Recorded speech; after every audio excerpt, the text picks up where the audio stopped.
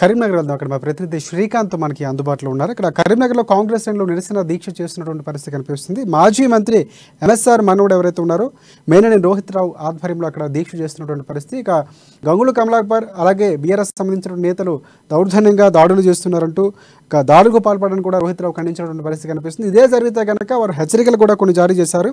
మంత్రి దిష్టిబొమ్మకు చెప్పులు దండ వేసి ఉరి తీస్తామంటూ కూడా హెచ్చరించినటువంటి పరిస్థితి కనిపిస్తుంది. దీనిపై పూర్తి అప్డేట్స్ ఏంటి శ్రీకాంత్ చెప్పండి.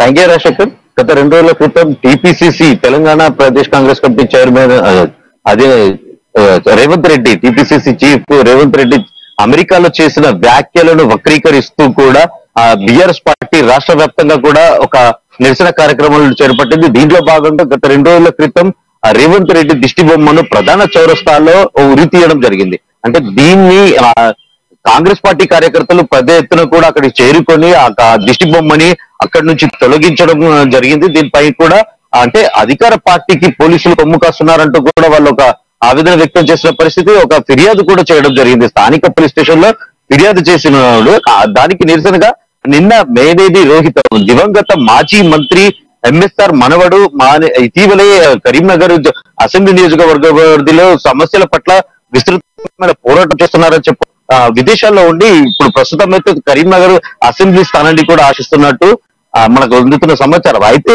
తాను ఇక్కడున్న సమస్యలపై గత 6 నెలలుగా కూడా పోరాటాన్ని ఉధృతం చేశారు. అయితే నిన్న ఈ క్రమంలో ఏదైతే టీపీసీసీ చీఫ్ రేవంత్ రెడ్డి దిష్టి బొమ్మను ఉరివేసిన తర్వాత తొలగించిన అనంతరము ఈ ఎంఎస్ఆర్ మనవడు రోహిత్ రావు ఇంటిపై కూడా బీఆర్ఎస్ కార్యకర్తలు ఇంటికి దాడికి వచ్చారని కూడా తను ఆగ్రహం వ్యక్తం చేశారు. తన దిష్టి బొమ్మను కూడా తన ఇంటి ముందు కాల్చే ప్రయత్నం చేశారని చెప్పేసి ఈ సందర్భంగా కాస్త వాగ్వాదం కూడా నెలకొందని చెప్పేశారు. అంటే అధికార పార్టీకి పోలీసులు కొమ్ము కాస్తున్నారంటూ కూడా ఆయన ఆవేదన వ్యక్తం చేశారు. ఈ సందర్భంగా ఆయన ఈ రోజు ఒక నిరసన దీక్ష శిబిరాన్ని కూడా కొనసాగించారు. అంటే ప్రభుత్వంగా ఏదైతే చేస్తుందో